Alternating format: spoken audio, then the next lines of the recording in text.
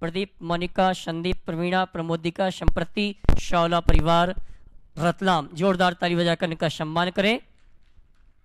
बोले संत श्रोमणी गुरुवर आचार्य श्री विद्यासागर जी महाराज की।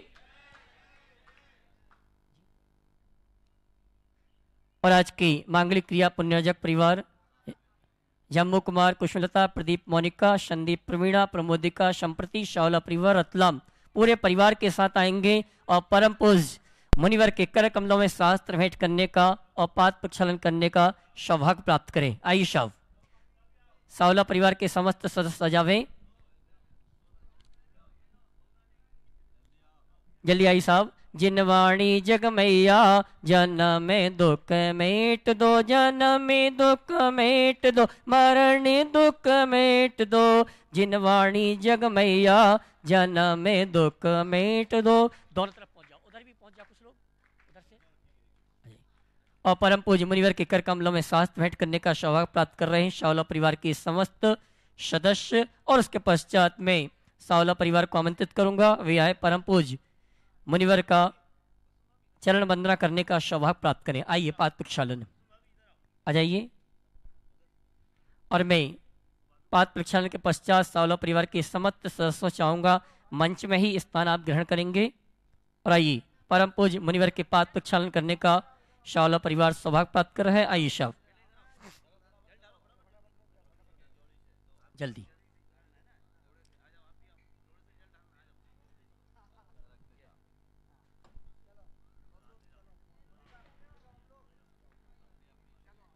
और आइए सावला परिवार परम पूज्य मुनिवर की चरण वंदना करने का सौभाग्य प्राप्त कर रहा है। जोरदार ताली बजाकर इनका सम्मान करें। और आइए इसी क्रम में पाद प्रक्षालन के पश्चात आज वीर संवत 2545 के प्रथम दिवस श्रीफल समर्पित करके आशीर्वाद प्राप्त करने के लिए उन श्रावक परिवारों को आमंत्रित करूंगा जिन्होंने आज प्रथम दिवस मुनिवर के दर्शन करने का, वंदन करने का मन बनाया था और आज यहाँ पर आए हैं। क्रमशः व्यवस्थित आमंत्रित करूंगा। धक्का ना मारो, धक्का ना मारो, धक्का नहीं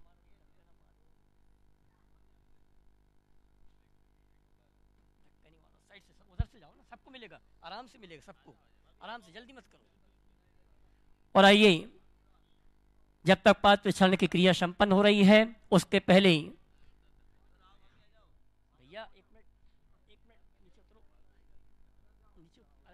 आप तो नीचे उतरो, आइए नीचे से जिनवाणी चैनल के माध्यम से जो भी श्रावक श्राविका परम पूज्य मुनिवर के पाद प्रक्षालन की विधि को देख रहे हैं वहीं से नमन करते हुए आशीर्वाद प्राप्त करें। और परम पूज्य मुनिवर का चातुर्मास आनंद संपन्न हुआ। इसी परिप्रेक्ष्य में परम पूज्य युगल मुनि महाराज के सानिध्य में ऐतिहासिक प्रभावना के साथ आगामी 15 नवंबर से 23 नवंबर तक 48 मंडल बीजाक्षर मंडलों से युक्त 48 मंडली श्री 1000 सिद्धि चक्र महामंडल विधान युगल मुनि महाराज के सानिध्य में प्रारंभ होने वाला है।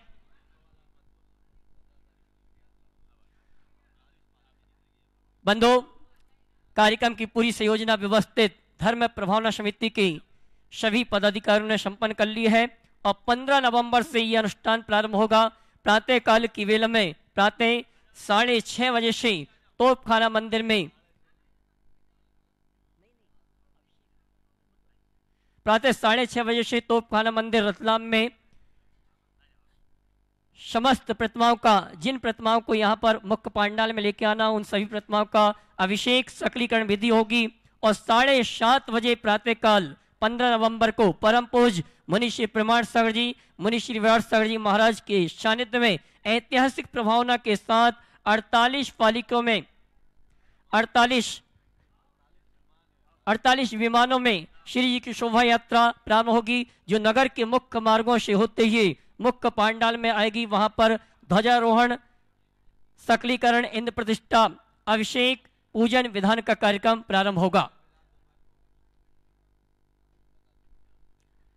आइए पुनः पुनः आह्वान करना चाहूंगा जिनवाणी चैनल के माध्यम से जिन्होंने अभी तक सौभाग्य प्राप्त नहीं किया है इंद्रदानी बनने का, इस चैनल के माध्यम से जो भी संदेश सुन रहे हैं, अगर आपके भाव बनते हैं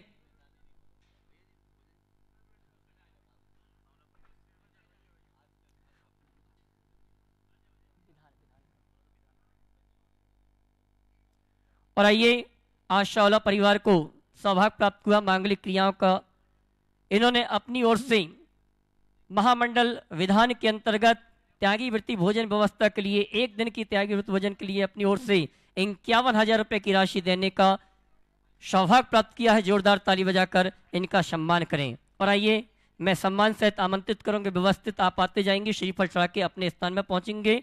श्रीमान लोकेश झांझरी किशनगढ़ ट्रस्टी गुणायतन सपरिवार आएंगे, श्रीफल चढ़ा के पूज्य मुनि श्री का आशीर्वाद प्राप्त करेंगे। इसी क्रम में खानदू खालिनी वाशवाड़ा से अशोक जी, मांगीलाल जी और जो भी समाज के श्रावक आए हैं वे श्री पलचा के पूज्य मुनि श्री का आशीर्वाद प्राप्त करने के पश्चात अपने स्थान में पहुंचेंगे। आइए साहब, इसी क्रम में मंगलम ग्रुप अजमेर के श्रीमान निर्मल जी गंगवाल, सुशील जी वाकलीवाल, मोनू गदिया, सुबोध वड़जात्ता, कंवर वड़जात्ता, मनमोहन पाटनी, ये सभी आएंगे श्री पलचा के पूज्य मुनि श्री का आशीर्वाद प्राप्त करके अपना स्थान ग्रहण करेंगे। इसी क्रम में श्रीमान विजय कुमार जी जैन वडोदरा ये भी आए, नीलेश कुमार जैन वडोदरा ये भी आए, श्री पलचा के पूज्य मुनि श्री का आशीर्वाद प्राप्त करेंगे। और इसी क्रम में सम्मान सहित आमंत्रित करूंगा कोपरगांव और मुंबई दिगंबर जैन समाज के जो भी श्रावक श्राविका यहाँ पर उपस्थित हैं, ये भी आए, श्री पलचा के पूज्य मुनि श्री का वीर निर्माण संवत 2545 के प्रथम दिवस आशीर्वाद प्राप्त करके हुई अपना स्थान ग्रहण करेंगे। श्रीमान पांडे जी मुंबई से हमारे बीच उपस्थित हैं, ये भी आए, श्री पल चढ़ाकर पूज्य मुनि श्री का आशीर्वाद प्राप्त करेंगे और अपना स्थान ग्रहण करेंगे।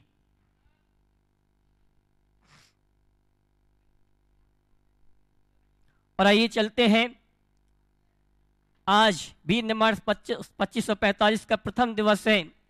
हम परम पूज्य मुनिवर से निवेदन करें उसके पूर्व पूरे भारतवर्ष से स्वर्ण नगरी लताम के लोकेंद्र भवन के मुख्य पांडाल में उपस्थित श्रावक श्राविकाओं की ओर से और जिनवाणी चैनल, महावीरा चैनल, प्रमाणिक ऐप के माध्यम से परम पूज्य मुनिवर के जो दर्शन कर रहे हैं घर में बैठकर, उन सभी श्रावक श्राविकाओं की ओर से परम पूज्य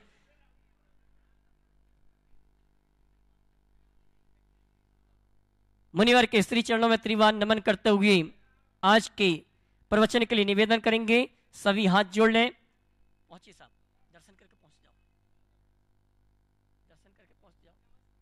और आइए चलते हैं, सभी तैयार हो जाएं। जिनवाणी चैनल, महावीरा चैनल और प्रमाणिक ऐप के माध्यम से जो इस दृश्य को अपने घर में बैठकर देख रहे हैं, सभी हाथ जोड़ लें। और साथ ही लोकेंद्र भवन के मुख्य पांडाल में जो भी श्रावक श्राविका उपस्थित हैं, ये सभी नमन करेंगे। हे मुनिवर नमोस्तु नमोस्तु नमोस्तु। बोले परम पूज्य मुनि श्री 108 प्रमाण सागर जी महाराज की जय जय जय। बोले परम पूज्य मुनि श्री 108 विनाश सागर जी महाराज की जय जय जय।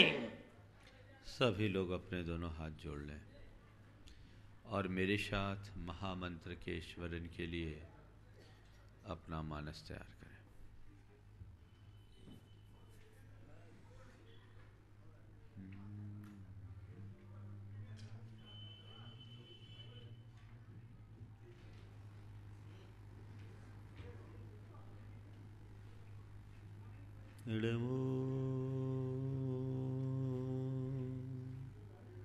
अरिहंताणम्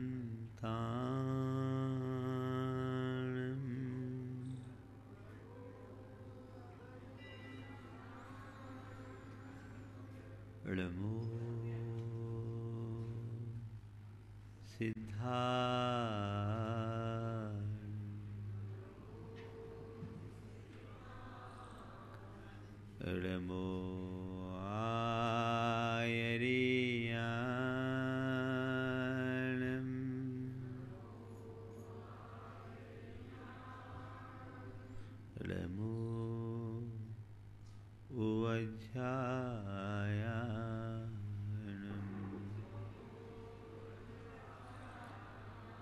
अडमोलोई सवसाहुनम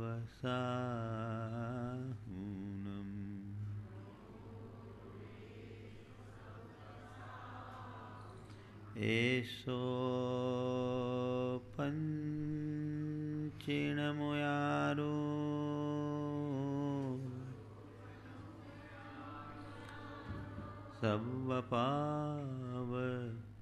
सवपावनाशिनो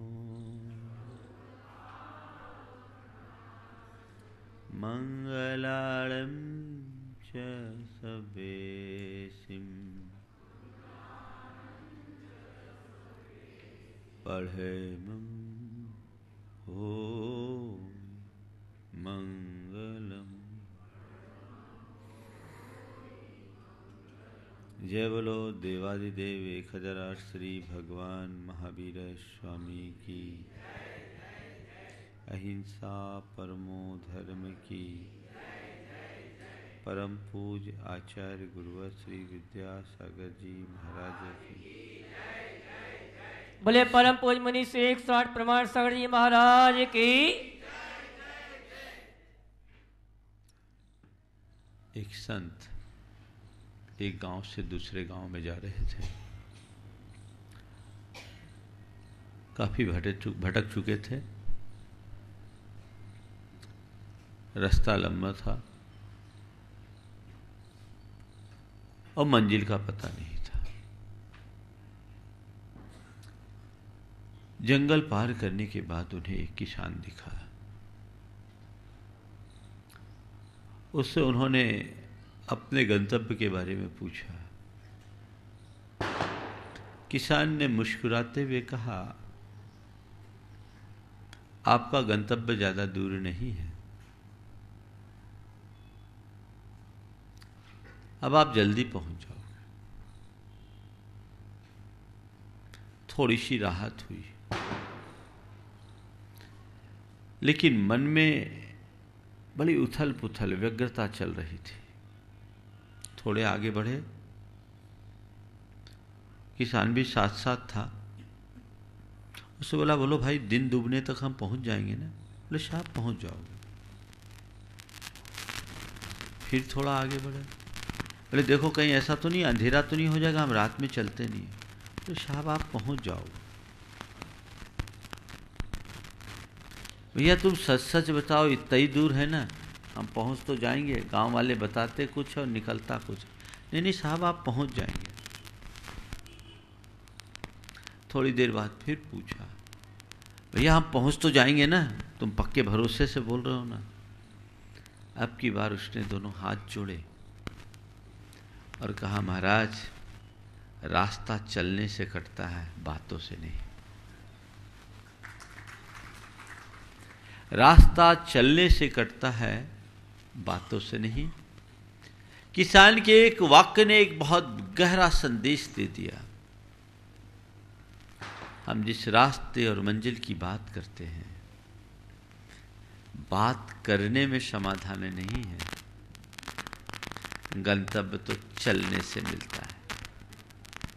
आज 4 बातें आपसे करूंगा। चर्चा, चर्या, चिंता, चिंतन। चर्चा, चर्या, चिंता और चिंतन। हम लोग चर्चा तो खूब करते हैं। धर्म की चर्चा मैं समझता हूं जितनी इन दिनों हो रही है, उतनी पिछले 2-3 दशकों के पीछे नहीं होती थी। एक बहुत अच्छा दौर है। हम लोग कहते हैं घर घर चर्चा रहे धर्म की, तो अब चर्चा घर घर पहुंच गई। आज हर घर में धर्म चर्चा का प्रवेश हो गया। टीवी के माध्यम से, अन्य माध्यमों से घर घर चर्चा हो रही ना। कुछ लोग प्रत्यक्ष लेकर बैठ करके भी लाभ लेते हैं, और जो प्रत्यक्ष लाभ लेने में सक्षम नहीं है वो घरों में बैठ करके लाभ ले रहे। ये उनके भीतर की रुचि की एक अच्छी अभिव्यक्ति है। पर भैया, कोरी चर्चा से कितना लाभ? बातें बड़ी बड़ी करो और काम कुछ न करो तो क्या होगा? आजकल दुनिया में ऐसे लोग बहुत हैं जो बातें उच्च आदर्शों की करते हैं पर अपना आचरण अच्छा नहीं रख पाते। हम बड़ी बड़ी बातें करें, कितनी भी बड़ी बातें करें, जब तक हम उसे अपने आचरण में न उतारे तो हमारी सारी बातें फिजूल बनकर रह जाएगी, उसका कोई अर्थ नहीं। केवल चर्चा से काम नहीं चलता, केवल जानने से काम नहीं चलता। काम तो तब होगा जब हम उसे अमल में लाएं।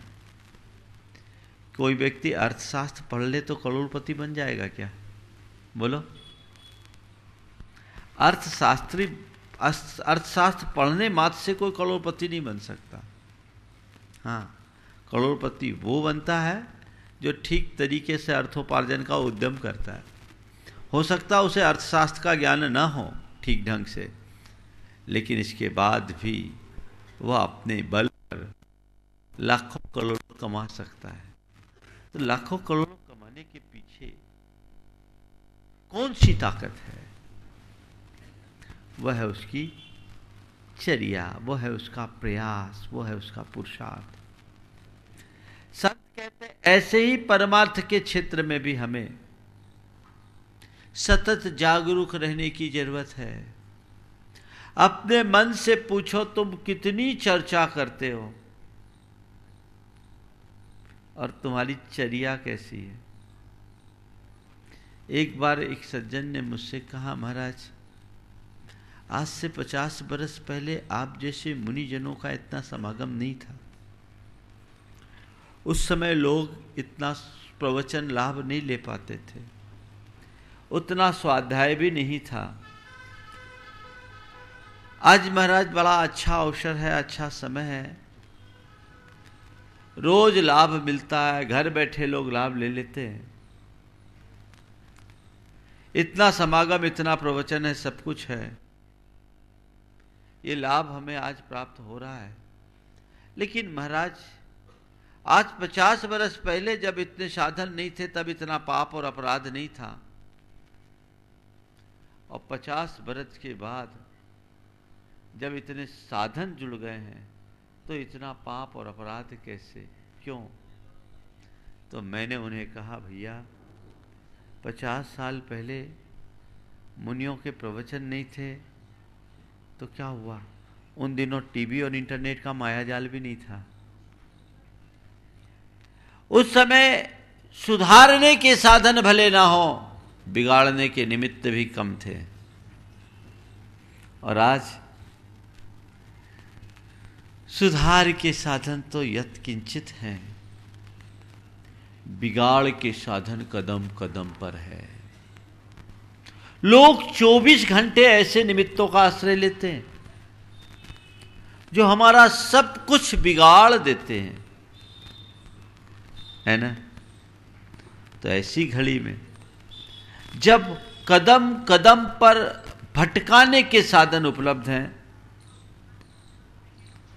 जहां हम पल पल गिरने की संभावना लिए हुए हैं, वहां हम अपने आप को संभालने के लिए क्या कर रहे हैं? धर्म की चर्चा अच्छी बात है,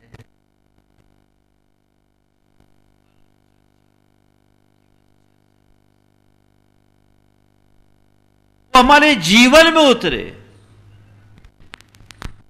चातुर्मास संपन्न हुआ, खूब चर्चा सुनी आपने। सोमवार को छोड़कर कभी आपको नागा नहीं हुआ, और सोमवार को भी बीच बीच में महाराज का लाभ आपको मिला, रोज मिला। अब देखो, ये जो चर्चा तुमने सुनी, उस चर्चा का कितना अंश तुम्हारी चर्या में आया। समीक्षा करके देखने की जरूरत है। ये तय मान करके चलना कोरी चर्चा से कुछ नहीं होने वाला। उद्धार तब होगा जब तुम चर्या में उतरो, अपनी चर्या के प्रति जागरूक बनो, अपने आचरण को परिवर्तित करो। आज लोगों की स्थिति प्रायः उल्टी दिखती है। बैठ जाए बातें करने तो बड़ी बड़ी बातें करते हैं, ऐसी बातें, ऐसे उच्च आदर्श की बातें जिसका कोई हिसाब नहीं।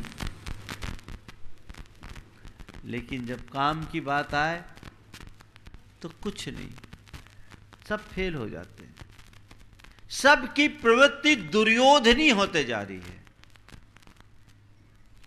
दुर्योधनी प्रवृत्ति का मतलब जानामि धर्मम न च मे प्रवृत्ति, जानामि अधर्मम न च मे निवृत्ति। मैं धर्म को जानता हूं, उसके परिणाम को भी जानता हूं, फल को भी जानता हूं, लेकिन उसमें प्रवृत्त नहीं होता। और अधर्म को जानता हूं, अधर्म के नतीजे को भी जानता हूं, पर उससे दूर नहीं हटता। है ना? ये किसकी भाषा है? किसकी भाषा है? ये दुर्योधन की बोली है। तो दुर्योधन का हाल क्या हुआ? अपनी प्रवृत्ति को जब तक हम नहीं बदल लेते, तब तक हम अपने जीवन में कोई रूपांतरण घटित नहीं कर सकते, कोई उपलब्धि अर्जित नहीं कर सकते। हमें अपनी समीक्षा करके देखनी है कि बस जिस दिन से मैंने सत्संग समागम सुनना शुरू किया, तब से अब में मुझ में क्या फर्क पड़ा। अभी 2 दिन पहले एक सज्जन आए, पूना से आए थे। उन्होंने कहा, महाराज मैं आपसे बहुत प्रभावित हूं, पिछले 3 साल से आपको लगातार सुन रहा हूं। सुबह जिनवानी पर, शाम को पारस चैनल पर सुबह प्रवचन सुनता हूं, शाम को शंका समाधान सुनता हूं, और किसी दिन मिस हो जाए तो रात के 9:40 का कार्यक्रम मिस नहीं करता। महाराज मैं बहुत प्रभावित हूं, आप बहुत अच्छा बोलते हो। एक बड़ी कंपनी में वो डायरेक्टर थे। मैंने उनकी पूरी बात सुनी और सुनने के बाद बोला कि आप मुझसे भले प्रभावित हो, पर मैं आपसे प्रभावित नहीं हूं। मैं आपसे प्रभावित नहीं हूं। महाराज मैं आपको बराबर सुनता हूं।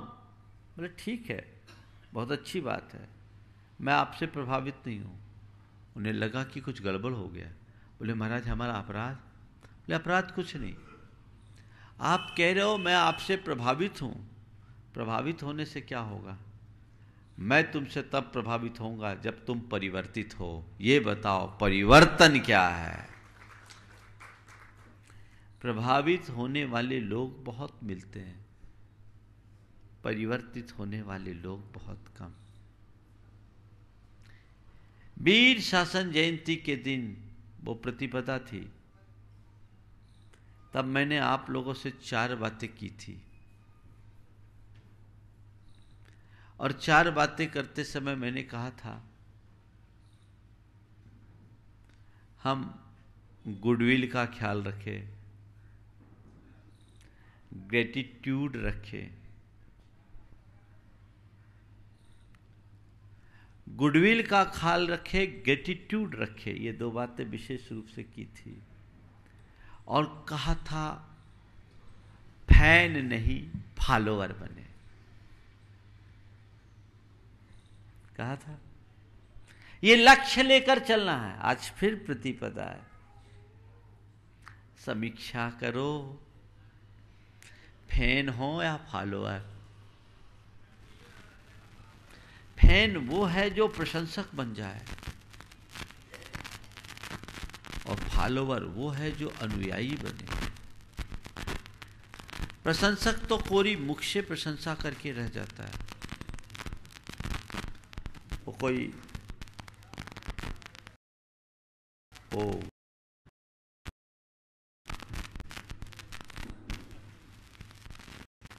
चलिए इधर देखिए, टेक्निकल बात है। प्रशंसक केवल प्रशंसा करके रह जाता है, लेकिन जो अनुयायी बनता है उसका जीवन प्रशंसनीय हो जाता है। तुम कहां हो, फैन तो बहुत जल्दी बन जाते हो, फॉलोअर बनो। अपने आप को बदल डालने की भावना जगाओ। और जब तक चाहोगे नहीं तब तक ऐसा कुछ घटित नहीं होगा।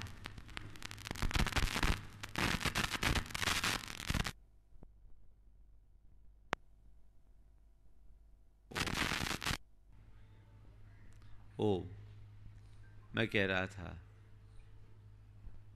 जब तक चाहोगे नहीं तब तक कुछ भी घटित नहीं होगा।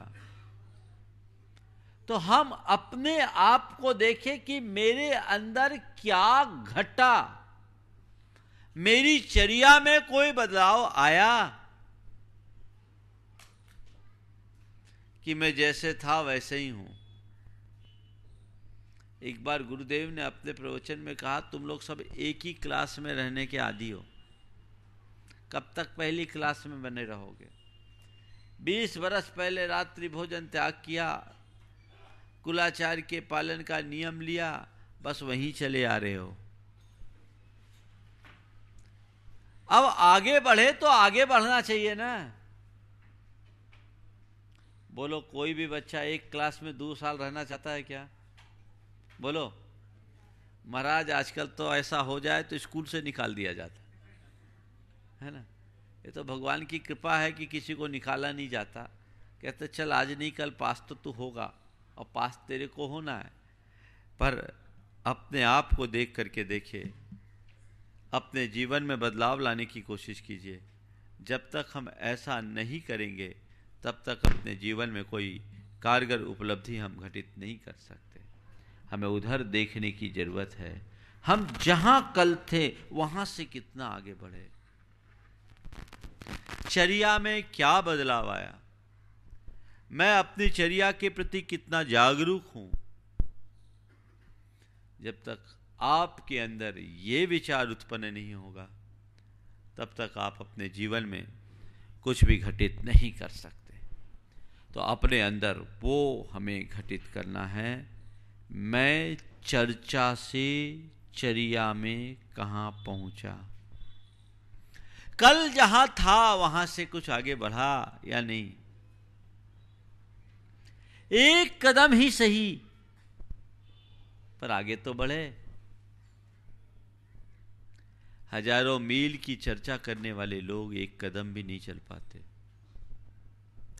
हजारों मील की चर्चा करने वाले लोग एक कदम भी नहीं चल पाते, और एक एक कदम चलने वाले लोग हजारों मील की यात्रा कर लेते हैं। एक कदम सही, एक एक कदम चलते चलते, एक एक कदम चलते चलते तुम अपने गंतव्य को प्राप्त करोगे। 8 साल का पोता अपने दादाजी के साथ 8 साल का पोता अपने दादाजी के साथ सम्मेद शिखर की पहाड़ी चढ़ने के लिए गया। सम्मेद शिखर गया, रात में पर्वत की वंदना के लिए निकला।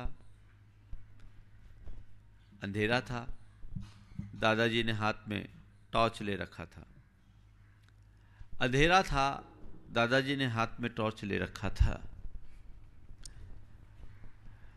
पोते ने पूछा, दादा पहाड़ी कितनी ऊंची है? बोले 9 किलोमीटर।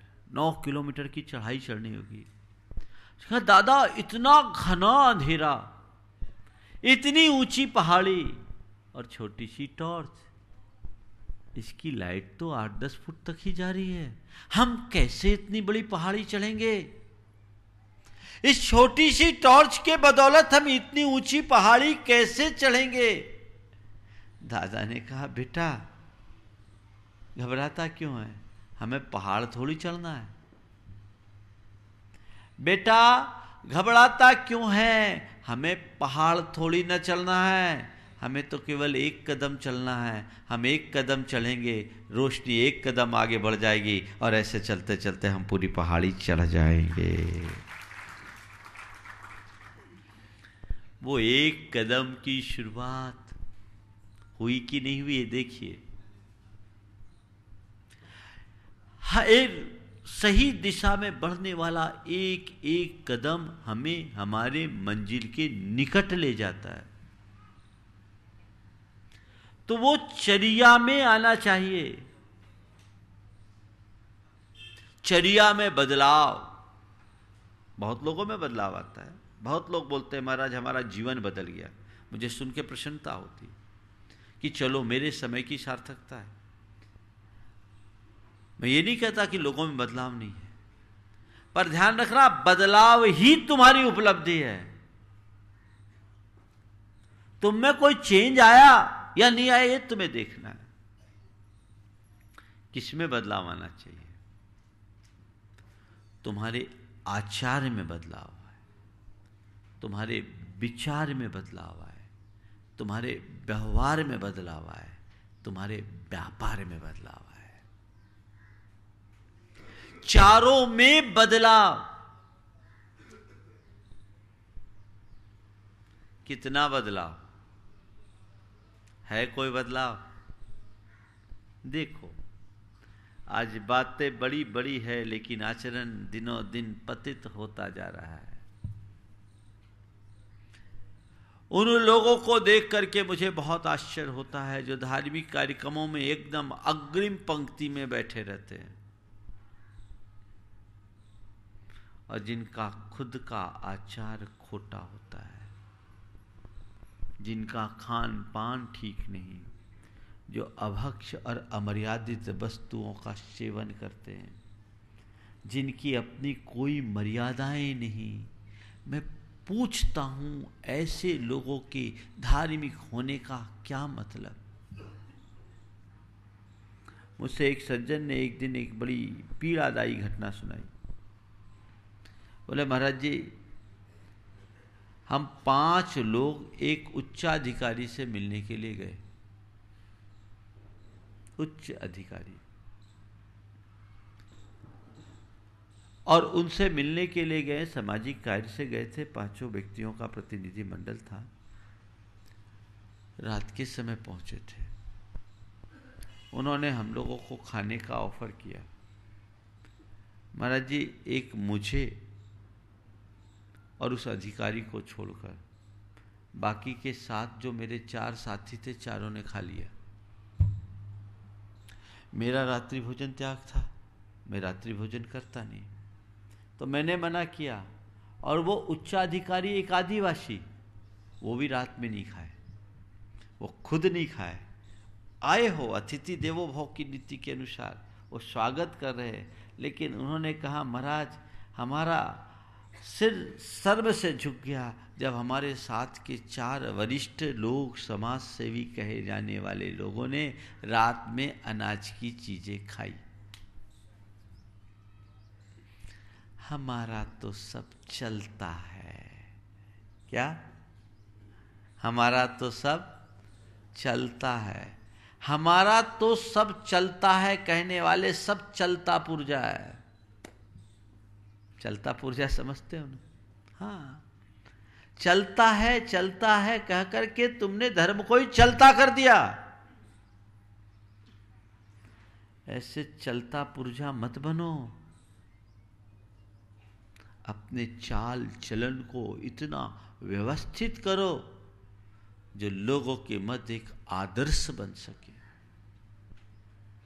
ये कोशिश होनी चाहिए, ऐसी भावना होनी चाहिए।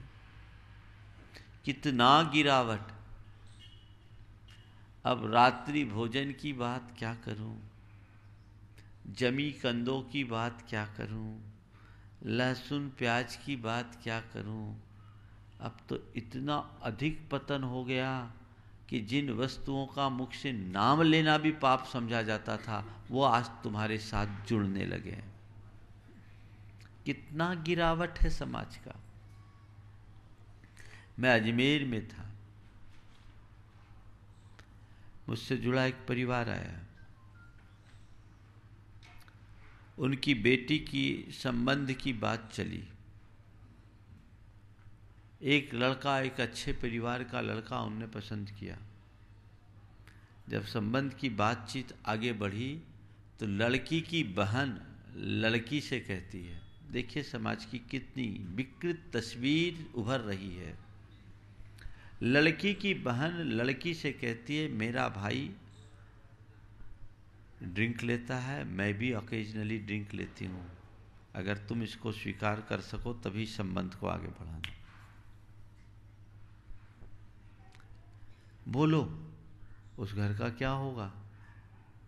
कहाँ जा रहे हैं? कितना पतन है। ये एक तस्वीर। और एक दूसरा किस्सा तो और विचित्र। एक की बेटी की बात चली, वो खुद चार्टर्ड अकाउंटेंट था, बेटी भी चार्टर्ड अकाउंटेंट थी, और एक चार्टर्ड अकाउंटेंट लड़के से ही बातचीत चली। लगभग लड़के को लड़की और लड़की को लड़का पसंद आ गया, दोनों के घर वालों को भी पसंद आया। लेकिन एक दिन लड़के की माँ ने लड़की के माँ से फोन करके कहा, आपकी लड़की है तो बहुत अच्छी,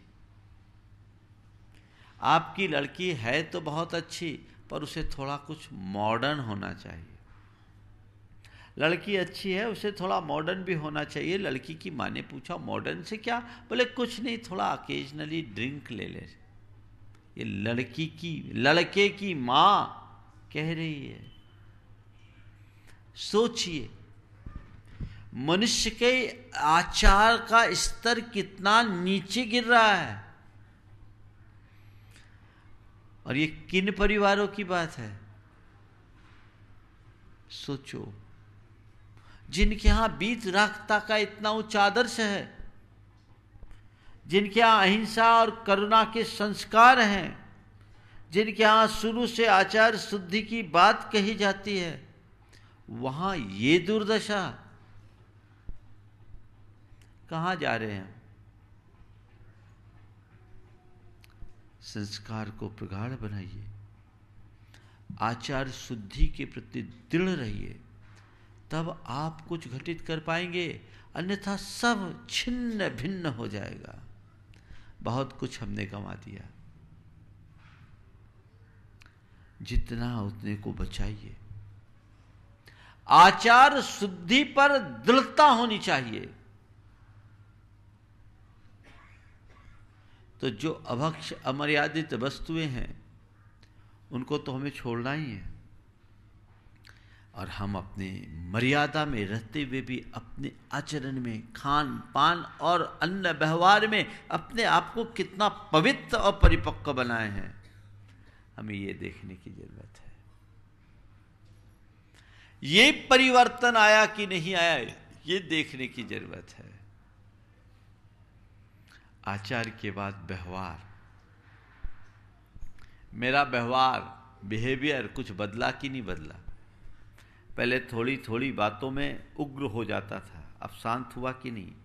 पहले छोटी छोटी बातों में मैं प्रतिक्रियाएं दिया करता था, अब मेरी प्रतिक्रियाएं कम हुई कि नहीं हुई? पहले मैं किसी की दो बात बर्दाश्त नहीं कर पाता था, अब मेरे भीतर सहनशीलता आई है या नहीं? पहले मैं किसी से सीधे ढंग से बात नहीं किया करता था, अक्खड़पन में जीता था, अब मेरे अंदर विनम्रता या शालीनता आई है या नहीं? ये देखो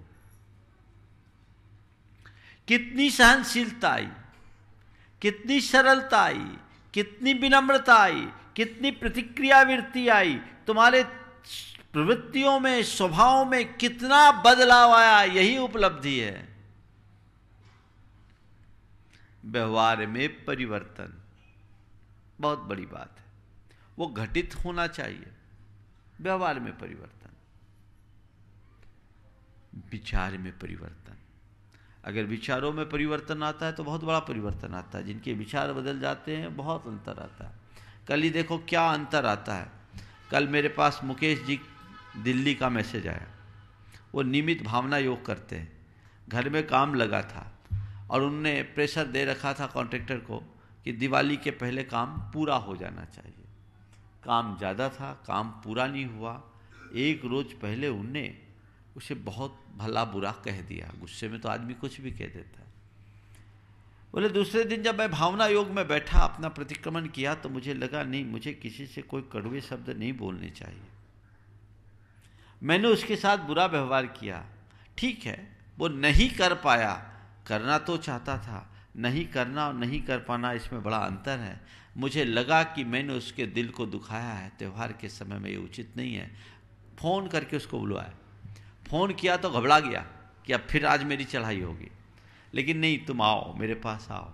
आने के बाद जब उससे क्षमा मांगा तो बोले आप मुझे शर्मिंदा मत करो। वो चरणों में गिर पड़ा। आप मुझसे क्षमा क्यों मांग रहे? आप इतने बड़े आदमी मुझसे क्षमा मांग रहे? बोले भैया, बड़ा और छोटा आदमी नहीं होता, इंसान तो सबके बराबर है। हम जैन हैं, हमारे गुरु ने हमें सिखाया है किसी का दिल नहीं दुखाना। तुम्हारा दिल दिखाया इसलिए ऐसा हो गया। ये है एक परिवर्तन। मैं तुमसे पूछता हूं, क्या तुम्हारे भीतर ऐसे भाव घटे? मन से पूछो। महाराज, परिवर्तन तो आता, विचारों में जबरदस्त परिवर्तन आता है। कब? जितनी देर आपकी सभा में रहते तब, है ना। उसके बाद कहां है? महत्वपूर्ण वो है, अपने भाव और विचार को अच्छे बनाइए। अच्छे विचार, समृद्ध विचार के धनी बनिए। घटिया विचार को अपने ऊपर कभी हावी मत होने दीजिए। देखिए कैसे विचार होते हैं। 2 उदाहरण आपके सामने रख रहा हूं, अच्छे विचार का भी और बुरे विचार का भी। 2 भाई थे। पहले दोनों भाइयों का संयुक्त कारोबार था।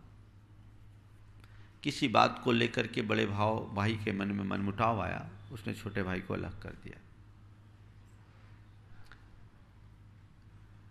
बड़े भाई की हैसियत थोड़ी अच्छी थी, उसका कारोबार भी अच्छा जमा हुआ था। छोटे भाई थोड़ा संघर्ष की स्थिति में था। इसी मध्य किसी एक कंपनी की एजेंसी की बात आई। दोनों ने उसके लिए प्रयास किया। दोनों भाइयों ने वो एजेंसी लेने का प्रयास किया। यद्यपि बड़े भाई के पास और बड़ी बड़ी कई कंपनियों की एजेंसी थी, छोटे भाई के पास काम की कमी थी। छोटे भाई को उसकी आवश्यकता भी थी, लेकिन बिजनेस तो बिजनेस है। दोनों अलग अलग थे।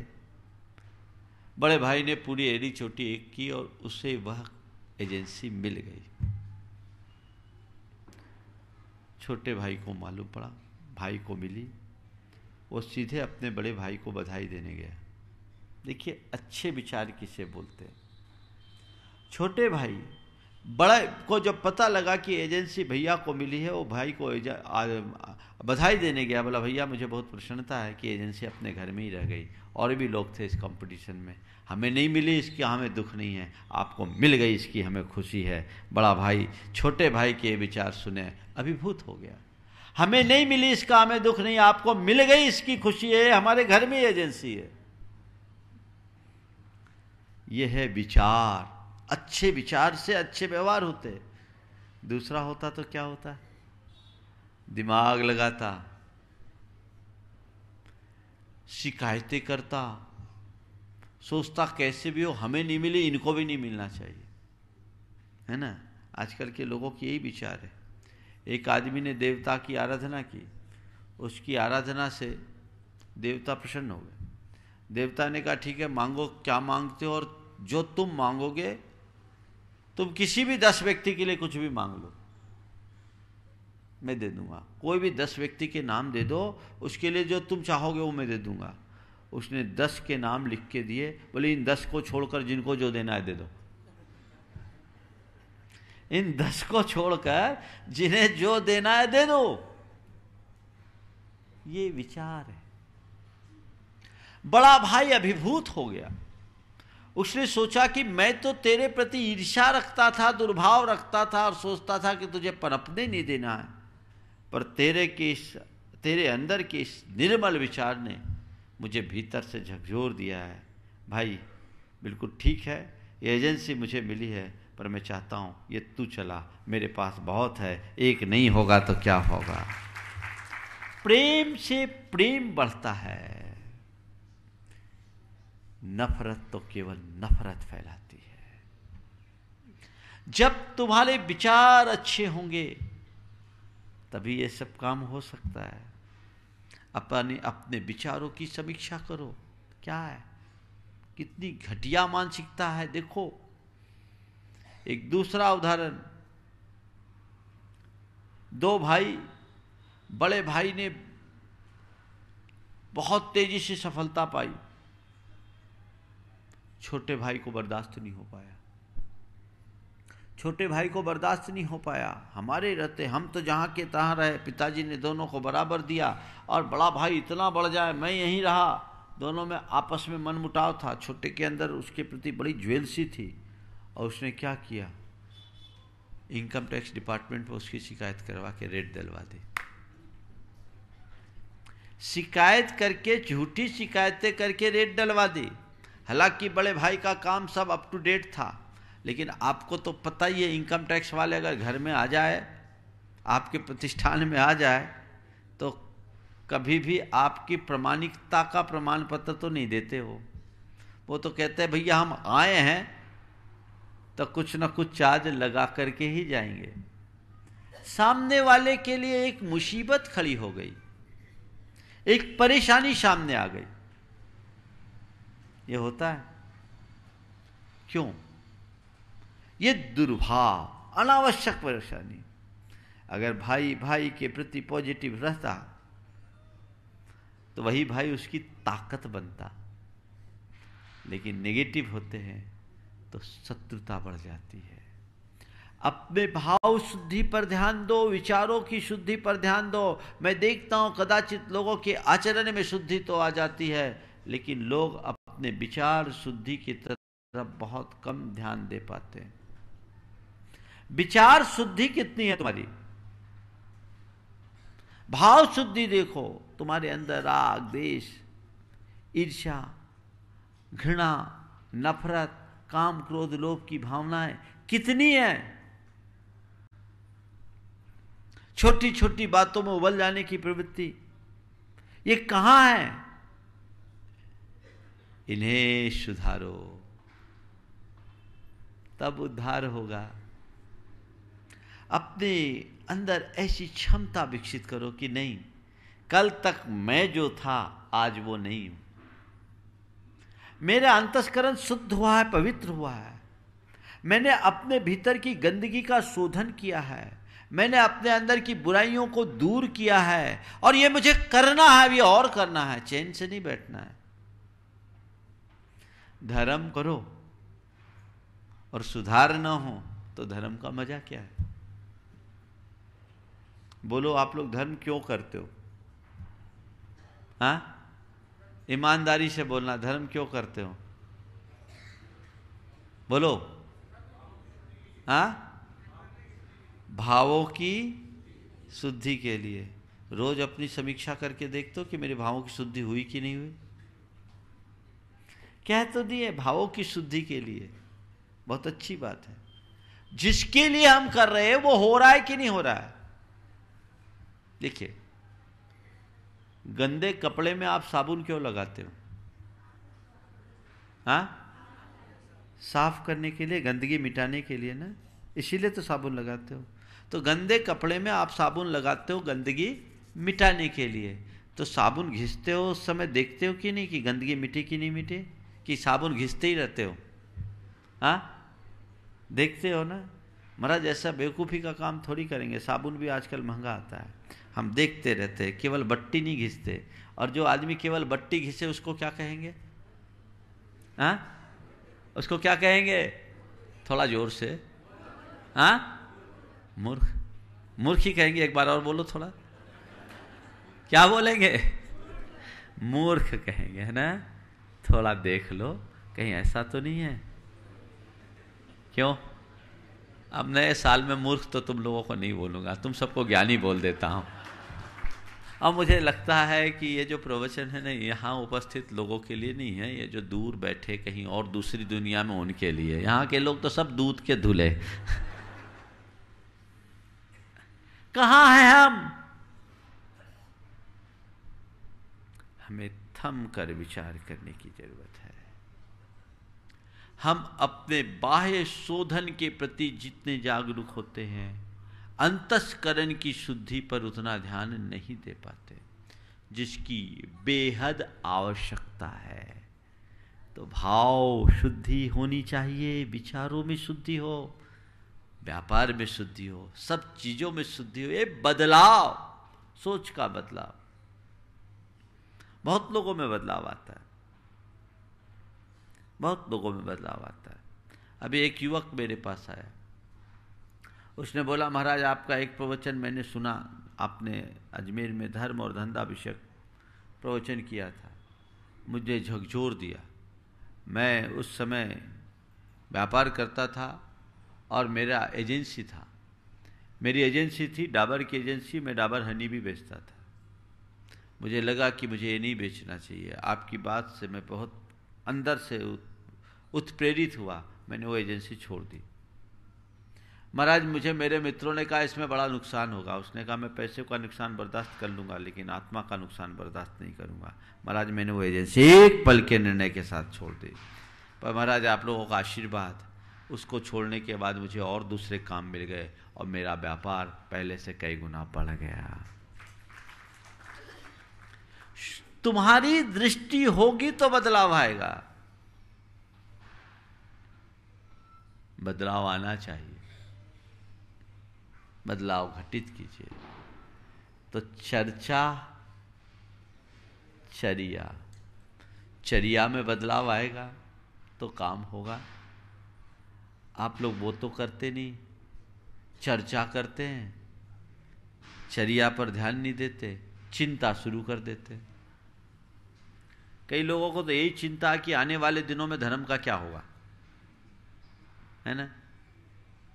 एक बार अभी एक हफ्ता 10 दिन पहले एक भाई मेरे पास आया, बोले महाराज समाज बहुत बिगड़ रहा है, नई पीढ़ी में भी बहुत बड़ा भटकाव हो रहा है, व्यवस्थाएं बदल रही है, हमें चिंता है आगे क्या होगा।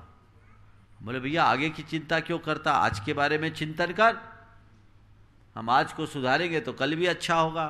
केवल चिंता व्यक्त करने से कुछ होता है क्या? चिंता कर लो। अरे हमें चिंता है, चिंता है, चिंता है। ध्यान रखना, चिंता से किसी भी समस्या का समाधान नहीं होता। चिंता खुद में एक समस्या है, चिंता खुद में एक समस्या है। जीवन में जब भी समस्या आए, चिंता मत करो, चिंतन करो। चिंता और चिंतन में क्या अंतर है? किसी समस्या के घटित होने पर उसमें उलझ जाना, उसमें अटक जाना चिंता है। किसी भी समस्या के उपस्थित होने पर उसमें उलझ जाना, उसमें अटक जाना चिंता है, और समस्याओं के आने पर उसे पार करने का रास्ता खोजना चिंतन। चले जा रहे, दरवाजा बंद है, सिर पकड़ कर बैठ जाना चिंता है। अरे आए, इतनी लंबी यात्रा करके आए, दरवाजा बंद है, अब आगे कैसे जाएंगे, कोई रास्ता नहीं, कोई चारा नहीं, इस उधेड़-बुन में उलझ जाना चिंता है। लेकिन बंद द्वार को देखकर दूसरा रास्ता खोजना कि ये दरवाजा तो बंद है पर मुझे आगे जाना है, रास्ता कौन सा है, इसका नाम चिंतन है। चिंता बंद दरवाजे की तरफ देखती है और चिंतन खुले द्वार की तरफ ले जाता है। अच्छी संभावनाएं तलाशिए, मन में चिंता कभी हावी नहीं होगी। अगर चिंतन की कला तुम्हारे भीतर विकसित हो जाए तो सारी चिंता अपने आप मिट जाएगी। समस्याएं हर किसी के सामने आती है, महापुरुषों के जीवन में भी ढेर सारी समस्याएं आती है। समस्या रहित जीवन किसी का नहीं है। हमारी समस्या समस्या नहीं है, असली समस्या समस्याओं में उलझना है। उलझो क्यों, सुलझाओ। शांति से धैर्य पूर्वक विचार करो, चिंता करो कि इसका रास्ता क्या है। चिंता सदैव समस्या की तरफ दिखाती दौड़ाती है और चिंतन समाधान का रास्ता बताता है। ऐसी कोई समस्या नहीं जिसका कोई समाधान ना हो। हर समस्या का समाधान है यदि हमारे अंदर वैसी सोच हो।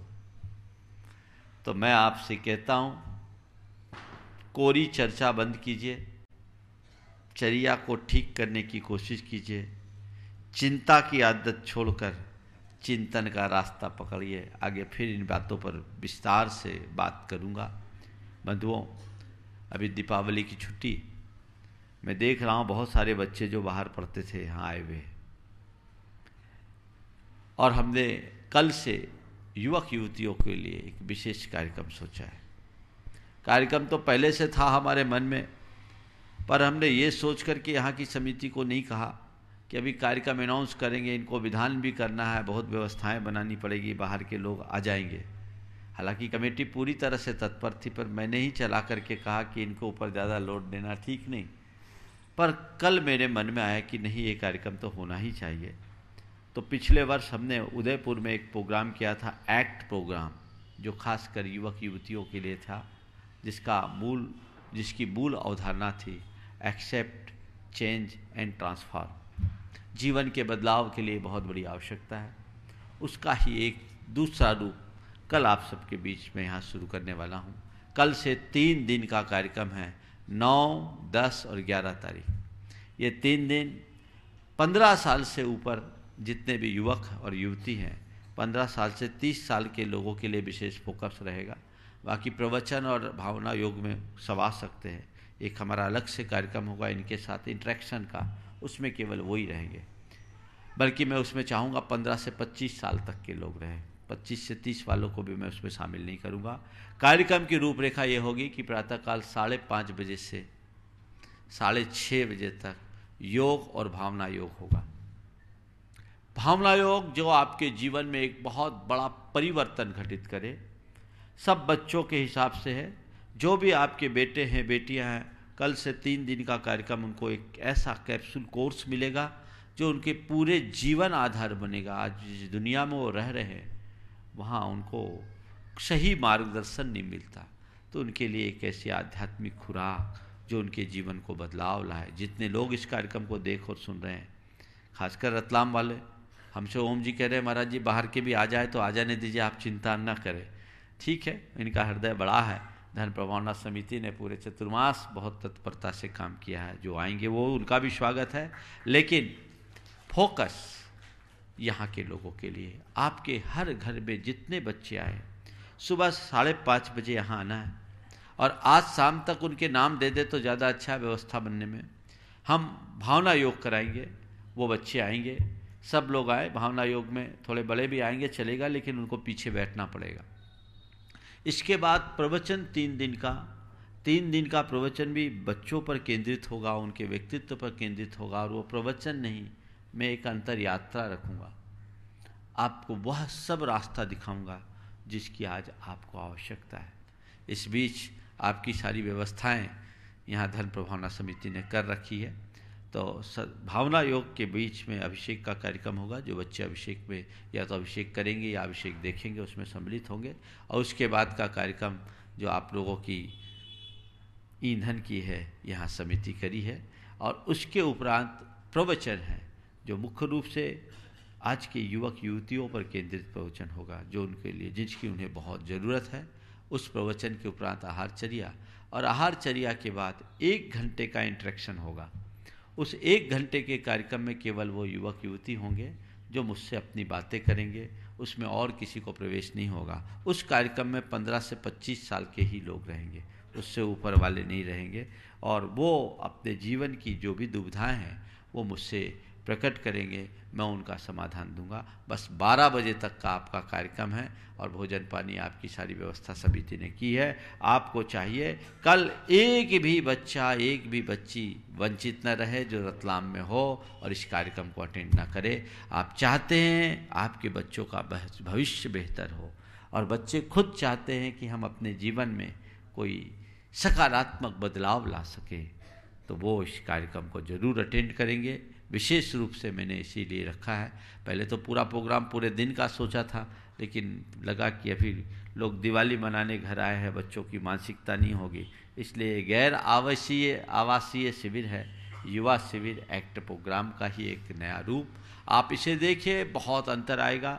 पिछले वर्ष उदयपुर में ये कार्यक्रम बहुत सफलतम कार्यक्रम था, मुझे पूरा विश्वास है रतलाम में भी ये कार्यक्रम अपने सफलता की एक नई ऊंचाइयों का स्पर्श करेगा।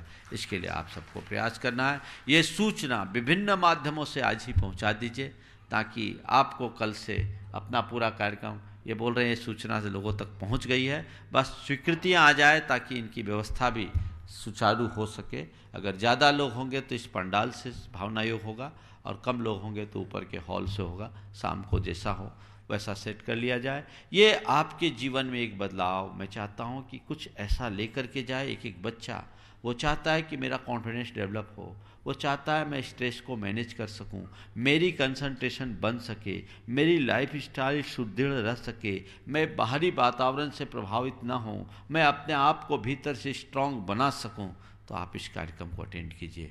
मैं समझता हूं आज के युवक युवतियों में इसकी सर्वाधिक आवश्यकता है, इसलिए वे इस कार्यक्रम में अपनी भागीदारी अभी से सुनिश्चित कर ले, उसमें कोई कमी न रहने दे। तो ये बहुत अच्छा है। 15 से 25 वालों का ये कार्यक्रम है। फिर आपका भाग्य रहा तो आगे फिर 25 साल से ऊपर के कपल्स की कोई एक व्यवस्था करूँगा 25 से 40-45 साल के लिए। वो मेरे पास समय रहा, आपका भाग्य रहा। विधान तक तो नहीं होगा, विधान के बाद देखेंगे। और बंधुओं, आने वाले 15 तारीख से जिस विधान की आयोजना शुरू हो रही है उसकी भव्य शुरुआत होगी। 15 तारीख को यहाँ एक विशिष्ट आयोजन, भव्य आयोजन जो आपने कभी नहीं देखा होगा। 15 तारीख को ये जो विधान होने जा रहा है ऐसा वैसा विधान नहीं है, जहाँ 48 मंडल, 48 मंडल में 48 वेदी, 48 वेदियों में 48 भगवान, हर मंडल में बीजाक्षर की संरचना और एक एक मंडल का एक एक परिवार अनुष्ठान करने वाला होगा। ये अपने आप में एक अद्भुत, और वो 48 भगवान का समोसरण एक साथ एक शोभा यात्रा में 48 विमान के माध्यम से आएगा। उसकी शोभा यात्रा तोपखाना मंदिर से 15 तारीख को प्रातःकाल प्रारंभ होगी। वो भव्य शोभा यात्रा है जो घट यात्रा का भी रूप होगा। शोभा यात्रा में भगवान भी रहेंगे, देव, गुरु और शास्त्र तीनों रहेंगे। एक एक व्यक्ति अपने कांधे पर भगवान को, 4-4 व्यक्ति एक एक भगवान को लेकर के आएंगे। तो उसके लिए खूब उमंग और उल्लास के साथ आपको सम्मिलित होना है। और वहाँ से यहाँ आने के बाद यहाँ ध्वजारोहण का कार्यक्रम होगा और फिर उसके बाद प्रवचन का कार्यक्रम होगा, मंडप शुद्धि का कार्यक्रम होगा और उस दिन का विधान मध्याह्न में होगा। क्योंकि हौच पौच हो जाएगा इसलिए हम चाहते ओवरलोड ना हो। आपका 7:30 बजे से वहाँ से जुलूस निकले, उसके पहले नित्य पूजा आप वहाँ कर ले। जो लोग होंगे, अष्टानिक है इसलिए उस दिन प्रातःकाल की जो नित्य पूजाएं लोग अपने समय से कर लेंगे। वहाँ 7:30 के आसपास शोभा यात्रा निकलेगी। मुझे लगता है 2 घंटा तो शोभा यात्रा को यहाँ आने में कम से कम लगेगा। तो 10 बजे तक ध्वजारोहण का समय जो भी होगा उपयुक्त देख ले। और ध्वजारोहण के उपरांत प्रवचन, और प्रवचन के बाद मध्याह्न में सिद्ध चक्र महामंडल विधान के पहले दिन का अनुष्ठान होगा। बाकी दिनों में रोज प्रातःकाल ही होगा, क्योंकि प्रातःकाल में एक अलग आनंद होता है। आप ऐसे आयोजन में बहुत ही एक अलग प्रकार की अनुभूति करेंगे। जो लोग अभी तक उसमें सम्मिलित होने का सौभाग्य नहीं जुटा पाए हैं, वे अपने भाग्य को जागृत करें ताकि जीवन में एक बड़ी उपलब्धि से आप वंचित न रहें। बहुत सारे लोग हैं, सारे मंडल पूरे हो गए और स्वतंत्र रूप से भी बहुत लोग हैं। एक एक मंडल में 20-20 लोग बैठ रहे हैं। तो अपने आप में ये विधान अद्भुतपूर्व विधान होने जा रहा है। आप उसका लाभ लें। जो किन्हीं कारणों से यहाँ नहीं आ पा रहे हैं, वे घर बैठे इसका लाभ ले सकते हैं, क्योंकि संपूर्ण कार्यक्रम का जिनवाणी चैनल के माध्यम से सीधा प्रसारण होगा। आपके घरों में जो लोग भी इस कार्यक्रम को सुन रहे, जब तक ये विधान चले तब तक अपनी टीवी को ऑन रखना और उसको सुनने की कोशिश करना, पुस्तकें मंगा करके मंत्र को मिलाने की कोशिश करना। तुम्हारे घर में सिद्ध चक्र के महामंत्र, मुनियों के मुख से उच्चारित मंत्र गूंजेंगे और तुम्हारे घर की अलाई बलाई को टाल देंगे, पवित्रता आएगी। हर घर में ये विधान का रूप होना चाहिए। द्रव्य आप वहाँ मत चढ़ाना, घर में ऐसा द्रव्य नहीं चढ़ाना। द्रव्य चढ़ाना है तो यहाँ सहयोग दे देना, तुम्हारी तरफ से द्रव्य चढ़ जाएगा, या अपने मंदिर में कुछ द्रव्य दे देना, तुम्हारा द्रव्य चढ़ जाएगा। लेकिन ये मौका एक अपूर्व अवसर है, इसे चूकना नहीं है। आप आनंद लीजिए। अगल बगल के लोग भी जो थोड़े अभी विचार में मगन हैं, मौका लीजिए। और खासकर खांदू कॉलोनी तो बगल में ही हैं, पूरा आनंद ले सकते हैं। 1 घंटे में वहाँ से यहाँ आना होता है। ये मौका है, ऐसे अवसर बार बार नहीं मिलते। हम ऐसे पुनीत अवसरों का लाभ लें और अपने जीवन को कृतार्थ करें। उस 15 तारीख की शोभा यात्रा में आप सबका अपूर्व उल्लास दिखना चाहिए। उसकी संपूर्ण रूपरेखा आज शाम को आपको बता दी जाएगी पूरे कार्यक्रम की। अब समय कम है, अब पूरा एक उत्सव का वातावरण, महोत्सव का वातावरण दिखना चाहिए। अष्टानिक पर्व के अवसर पर देखो, भगवान की पूजा करने के लिए देवता लोग अपना स्वर्ग छोड़कर नंदीश्वर द्वीप चले जाते हैं।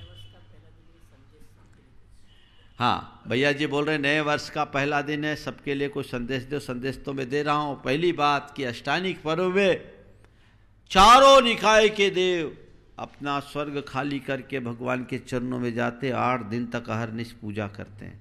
इसका मतलब क्या है?